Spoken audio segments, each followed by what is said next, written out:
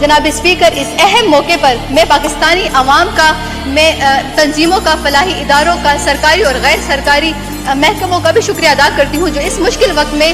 متاثرہ خاندان کے ساتھ شانہ بشانہ کھڑے رہے، اور اسی ایوان کے ایکس ایم پی اے جناب مفتی فضل غفور،